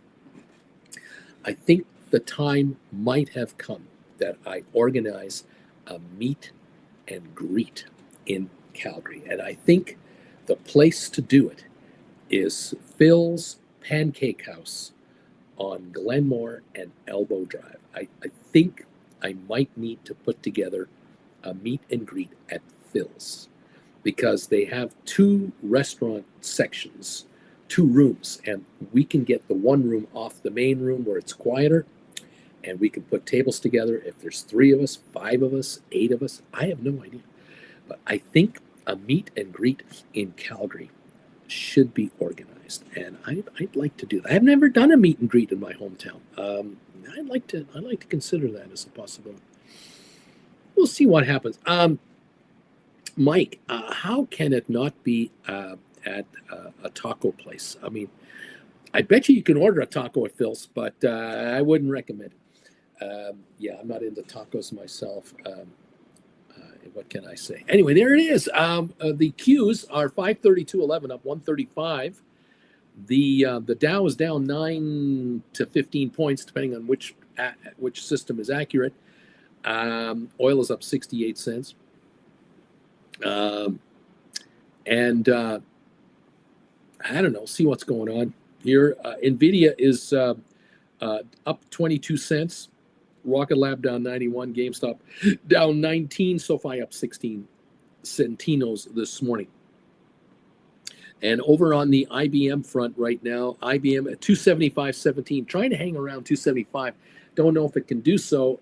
We'll see as the day goes on. If we get a slippage in the markets, then we'll see. IBM might slip on its own because it's had such a crazy run, $50 higher than just a month or two ago. So I'm kind of wondering about that. I don't know. Do it next year. I'll join somehow to Calgary, says Splair. No, we'll do another one next year, but I'd like to do one this year. Splair, this year I want to see check. It's already limiting my budget. JV, Uncle Bruce just wrote 10 Apple. 225.35 call credit spreads for July 18th expiry. I got $620. I got 620, 9,700 instead of 20,000. So you did okay. So you did 10 spreads that cost that you needed 10 grand to use. You needed to use $10,000 to do the 10 spreads instead of using 19,500 to do one cash secured put. And you brought in 620 as a credit. So you're getting 6.2%. So you brought in $620 instead of 310 or something, and you're using half the money. Well, Larry. Thumbs up, my man. Well done. And Jen, oh my God, oh look at that bagel. Oh my God.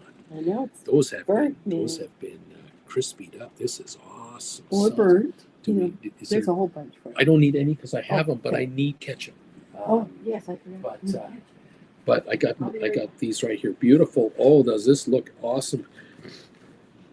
You guys got to see this. Oh my gosh! Check the top of this bagel out right here. Oh wow! Look at that.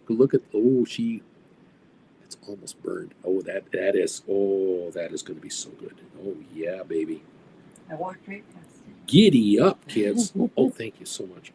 Got the ketchup dipping sauce here, and it's going to be crunchy. It's going to be crunchy and crispy, and it's going to be messy, and it's going to be unbelievable. And I hope I don't lose the tooth.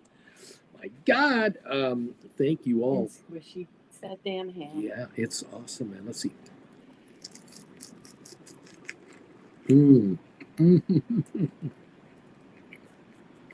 Yeah. Tuesday special. Okay. Enjoy. Thank you, Andrew Jim. Hi, everybody. Bye, everybody. Bunch of folks said hi to you. Oh, hi, everybody. Bye. More comments coming in. Crazy 49er. I have a Jan 26. $21 cash secured put on ASTS. That's up 46%. Now, should I roll it out further and lower to 17.5 for more cash? Does that roll make sense? So you've written a $21 cash secured put on ASTS, okay? Let me come and get back here. There it is, ASTS. Okay, the stock's at $35. You wrote a 21. If you go down to 17.5, you're not going to get more money. You need to go higher to get closer to the market, not lower. Now you've written a January 26, 21. And because the stock is now up to $35, up a dime today, but it's had a nice run lately. This put now is $14 out of the money. So of course it's really given up the ground. So in theory, you could buy back this 21 and write a 24 or a 25 for January 26, you might get your hands on $2 more per contract, 250 more. That might be the way to go. So you're thinking the right idea, but you're going the wrong direction, because if you look at the option chain, you have to write closer to the money to get a bigger payoff. But the stock has moved up, so it might be a nice move. $25 cash secured put on a $35 stock, I wouldn't worry about it. Even a 26 or a 28 might be a very comfortable place to go and bring in more dollars. Bobby, how about a meet and greet in Kitchener, Ontario? Well, we'll all take the Uncle Bruce tour of the homestead and family music shop. Bobby, also, it's a lot closer to me instead of Calgary. JV, for 9,700, I got 10 spreads made. Oh, yeah. Christina, good morning, all. I'm now in California for work. You were in Seattle. Now you're in California. Giddy up. Welcome, Christina, to the show. Bobby, stay safe, Christine, please. ALA. Hey, Uncle B, as a thought exercise, how would you go about comparing the price of oil now in US dollars to the price of oil in January, given the fall of the American dollar? Huh? Yeah, true.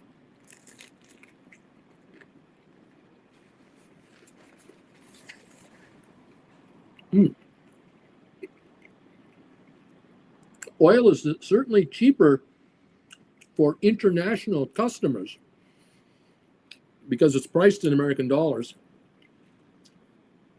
And I think the American dollar lost 10% of its value so far against major currencies. So, yeah, I think it's going to continue. I don't think this is going to end. US dollar is going lower the way this thing's going.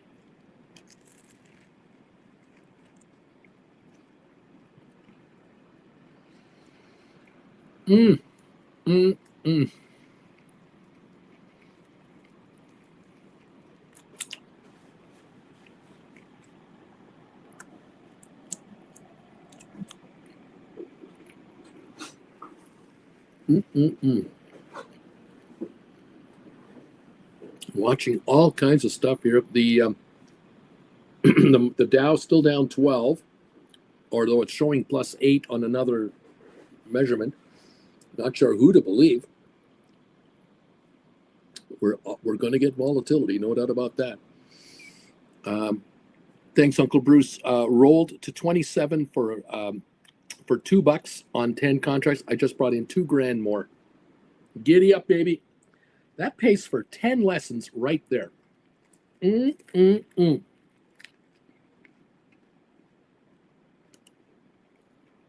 done.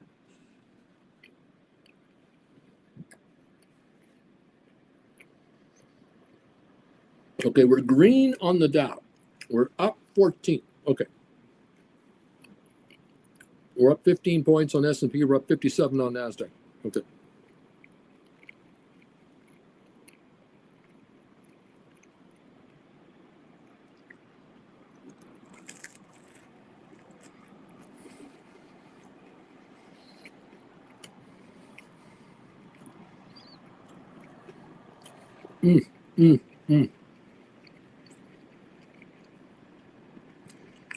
I'm doing this trade from halfway around the world. Giddy up, baby. Giddy up, man. India.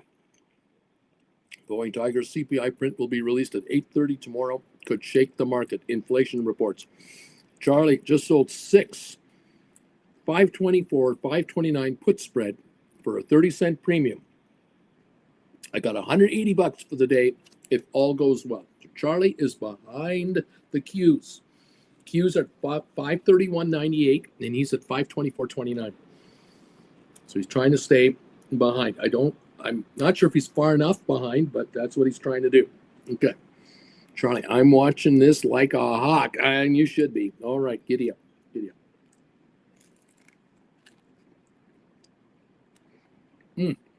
Oh, this is so good.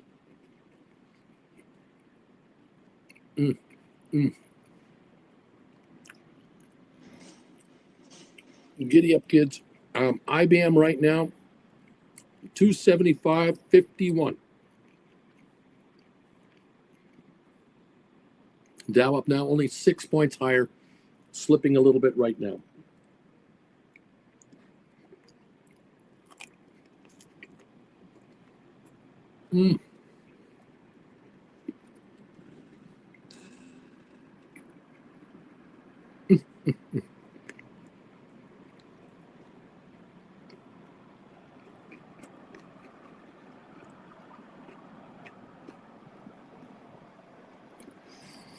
Thank you for joining me as I struggle to eat my bagel. It's so good. Oh my gosh.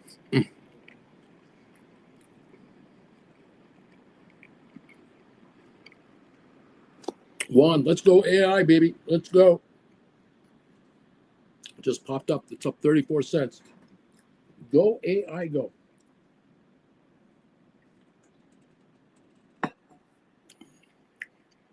JM, I'm number 152 on your thumbs up meter, Bruce. 48 away from 200 today. Giddy up, man. Thank you for helping out with the thumbs ups, guys. Cannot tell you how much I appreciate it. The bagel continues to be chomped here. Bacon, egg, ham on a toasted sesame seed Costco bagel here in Calgary. Oh my God. I gotta put a meet and greet together here at Phil's. Gotta do it.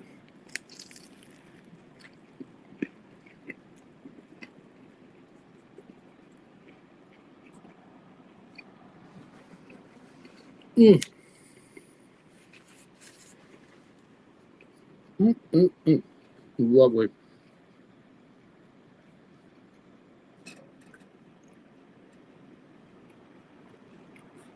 Welcome all.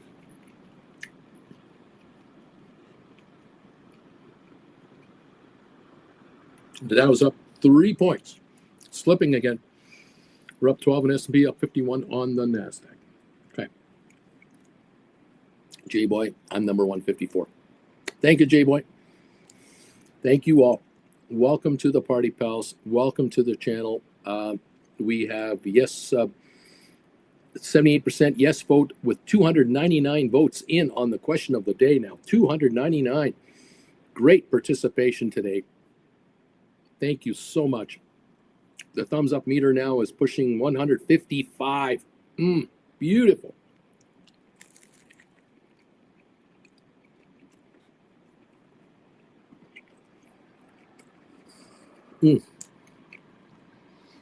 This is so good.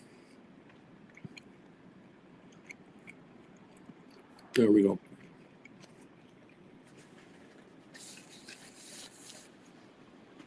Q is 532.03, up 133. SoFi up 8. GameStop up 39.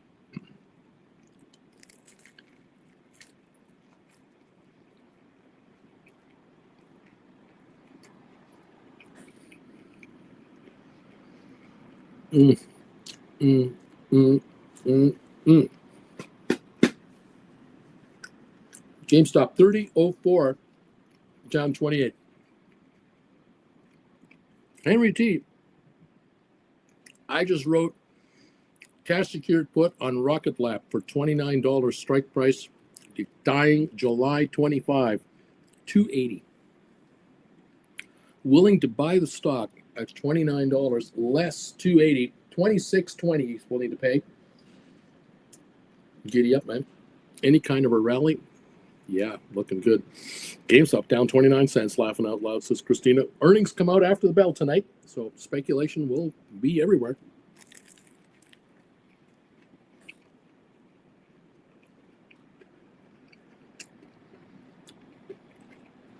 We're all familiar with GameStop's movements, potential up, potential down. We all know. We'll wait for the numbers.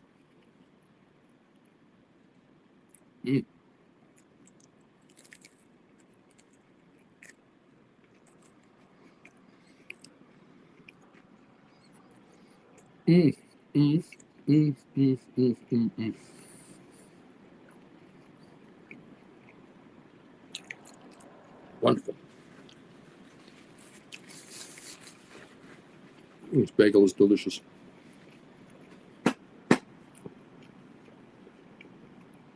Thank you all for joining in. Great to have you with us. IBM right now, 275.61. The high of the day, 277.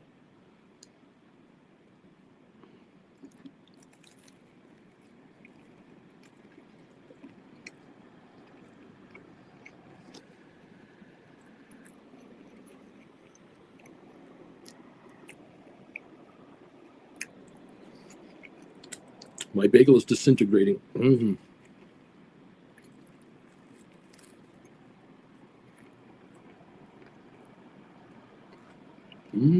Mm-hmm.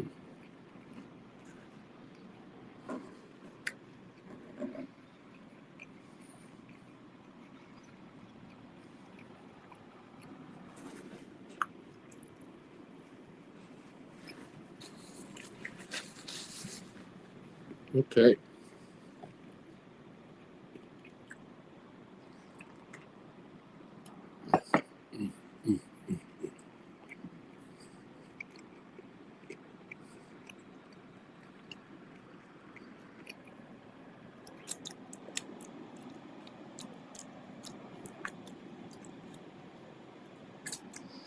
There we go. Delicious. Just fantastic today. That was one awesome bagel today. My goodness. Loved it. Loved it. Thank you all. The Dow's up 4 points. We're not going anywhere. Neither is these sesame seeds. They're hanging around me like you can't believe. We're not going anywhere. The Dow's up 4 points, 5 points, 2.5.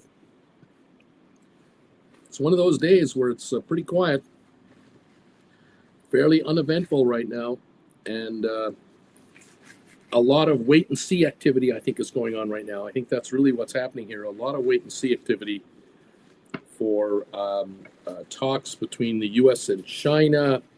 Will additional Marines and National Guard troops be required in other cities where they're not needed, not being called for?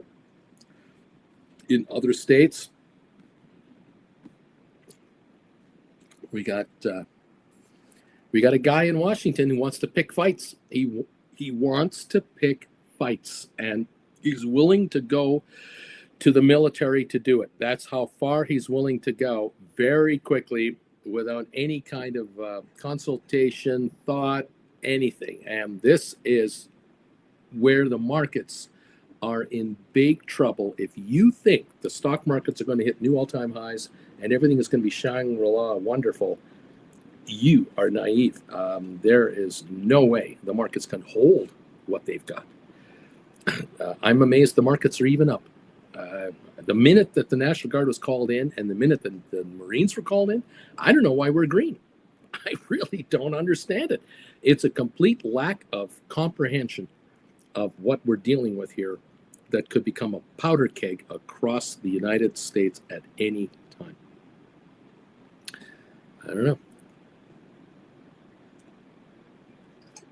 I'm just a guy in front of a computer just trying to make sense of it. I want you guys to make nothing but money. Nothing personal, but I want you to make money and more money and more money and more money. And so I'm going to encourage you to keep on writing. Call credit spreads is where you really want to be. And join me on Saturday with Auntie Jen for lesson 19. We're very much looking forward to that. We'll have you there.